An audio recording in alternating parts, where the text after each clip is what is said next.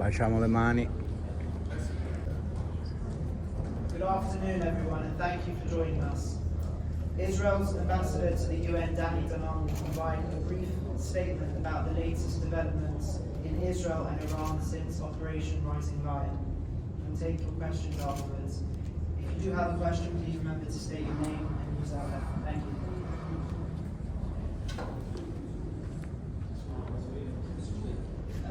Good afternoon. In the past 48 hours, Iran has launched over 1,000 missiles and drones directly at Israeli civilians. They targeted every major population center in the north, center, and south of Israel. Haifa, Tel Aviv, Jerusalem, Bat Yam. On Saturday night alone, 10 people were murdered, including 5 Ukrainian nationals who were visiting Israel. You can look at this photo from a building in Bat Yam, which is a city south of Tel Aviv. This building was hit by a direct missile strike. 7 civilians were killed, 2 of them were children.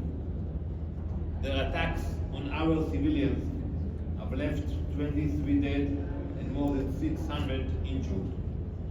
Last night, 8 more people were murdered and almost 300 injured.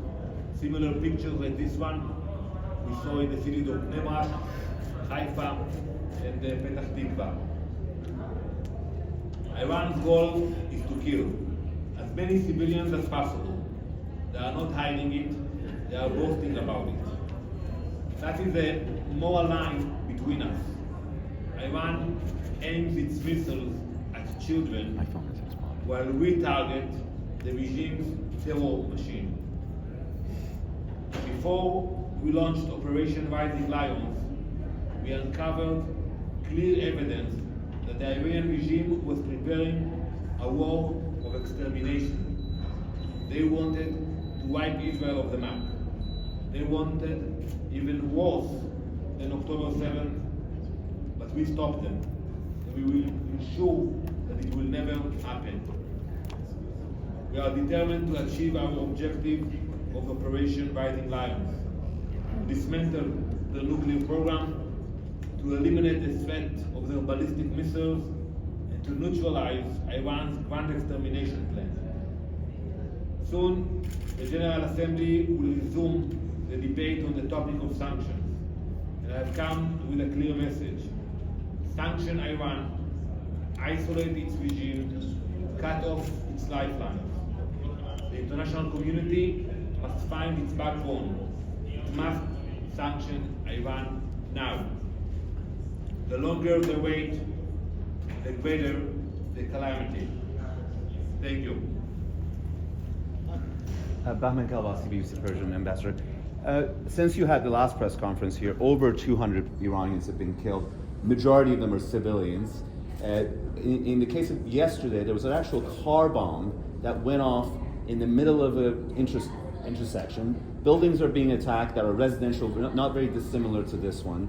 The claim that you're just attacking nuclear or military sites is plainly not true, because we are seeing images of civilians getting killed all over the place. That's one. The second one, the spokesperson for IDF this morning said to District 3 of Tehran to leave because their lives were in danger. There are over 300,000 people in that district. How could they possibly leave on shortage of gasoline because Israel hit a bunch of gasoline depots and all the highways are locked? Where are they going to go? Are you going to take responsibility for the many civilians who are dying in Iran right now under Israeli bombs? So let's speak about intentions. We are doing everything within our power to minimize civilian casualties. We aim targets connected to the regime. And if there are civilian casualties, we regret that. Iran, on the other side, doing exactly the opposite.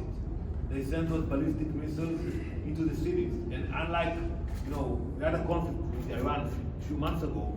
Back then, they were targeting military bases, Air Force bases. This time, it's a different case. This time, they are targeting the cities. So we try to minimize. And yes, if we can give a warning to civilians to move from from those areas, we are doing it because we have nothing against the Iranian people. I want to be clear about it. We pray for the Iranian people.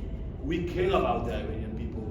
We know that they are oppressed by this regime, and we hope that the day will come that we can work with them, like what we did with them 46 years ago before the revolution. So we will do everything we can to minimize civilian casualties, but as you said, it's a war, and we have seen what happened in our cities.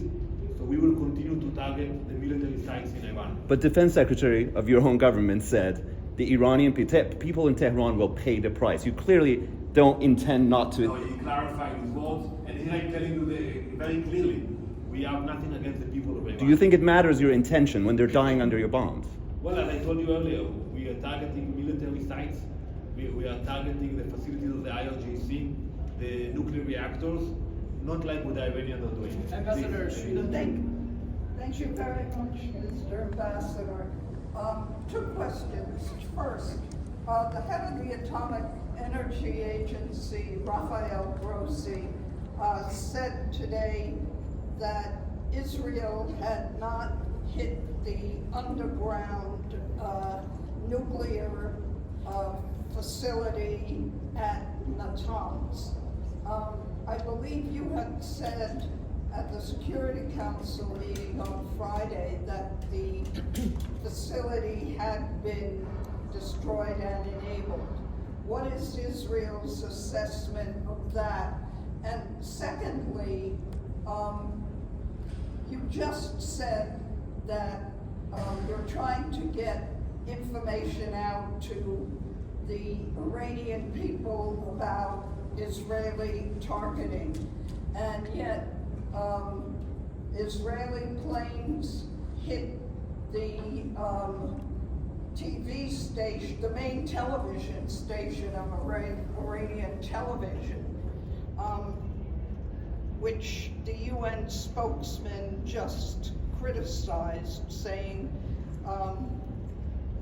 media outlets should not, and journalists should not be targeted. Well, first I will, regarding your first question, we will not go into details, but we pushed back the nuclear program in the last few days. We will continue with our efforts to push back the program.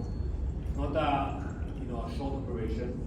It's not similar to what we did in the 80s in Iraq, when we had to attack one reactor, or in 2005 when we took care of the reactor in Syria. It's a much more challenging operation, and it takes time. Question about, we attack, targets that serving the IRGC in this effort. We will try to minimize all civilian casualties and to give warnings, but anyone who is cooperating with the IRGC and supporting the efforts of this terror regime should know that we have very good intelligence, and we proved it, and also we have very good control over the skies of Tehran now, so we can watch what's happening and we can take actions in Tehran. So is that why the television station was targeted? Whoever is cooperating with this terror regime should be considered his steps. Ambassador, with Chancellor Television, actually a couple of questions. First, do you have plans to come asking for any Security Council meetings on the escalation? And secondly, there's a report that Israel has a plan to exterminate the supreme leader of Iran. Is that still on the table? And I forgot the third one. So we will definitely look into calling for a session. We haven't done it yet, but you see the attacks on civilian centers, and I think that it adds up. Those numbers. We don't go into details of targets, but as I said earlier, we have very good control of what's happening today in Tehran.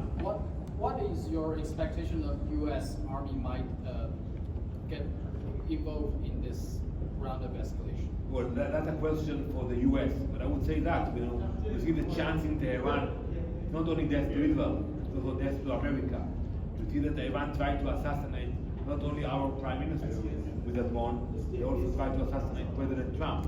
So Iran is a threat not only to Israel, and I think many countries realize that, and you can hear it on private talks with many PRs here, that they're actually thankful for Israel of fulfilling this task of dealing with this terror issue. Mr. Ambassador, Yes, Stefano last question, please. Yes. Stefano Vaccara, Ital Press, La Voce di New York.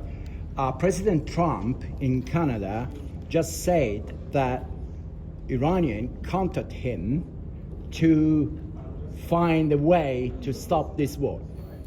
He was asked, "What are you going to do it?" He said, in the beginning, he said it was now late, but my question to you is, what has to happen for Israel to agree for peace talk with Iran now? So there's a saying in Farsi that you can do something with your hands and do something different with your legs. Maybe you can help me with the translation. So we need to see what are the actions of the Iranian regime is. Just to say it's not enough, because we saw in the last decades that they are a master of deception. They know how to play the game, to buy time. So if they really mean it, that they are willing to give away this machine of terror and distraction, then there would be place for dialogue. But if they are trying to buy time and to play the game, we are not there. Thank you very much. Yes, yeah. Yeah, thank you. From Arabic Daily of Quds al-Arab. In 1 week, Israel attacked Syria, kidnapped civilians. They attacked Lebanon and killed some civilians on the ground. They attacked Yemen also, in addition to the genocidal war in Gaza and West Bank. Now we're displaying this building. If we want to display the buildings you destroyed in Gaza, how many pictures we need of that? And that Israel is an international law-abiding country. Absolutely yes. And I will answer your question that every example you gave, you should ask yourself, who started? When you look at Gaza today, and there is suffering in Gaza, no one can ignore it. But who started it? There was a ceasefire on October 7th. It was peaceful. Hamas started it. When you look at what happened with Lebanon and Hezbollah, they started to join Hamas and started a fight with us. And when you look at Iran today, they decided to spend billions of dollars on nuclear capabilities and ballistic missiles in order to exterminate Israel. So yes, we are taking action to protect ourselves, and we'll continue to do that. But you need to understand that in our neighborhood, unfortunately, there are some players, not all of them. We have the Abraham Accords, we have strong peace treaties with many countries, but you have radical elements that they have a vision to wipe Israel off the map, and we are ready to stop them from fulfilling You this. admit you started the war in Iran? No. You admit that? No, we took a preemptive steps in order not to be surprised that happened to us on October 7th. Thank you very much.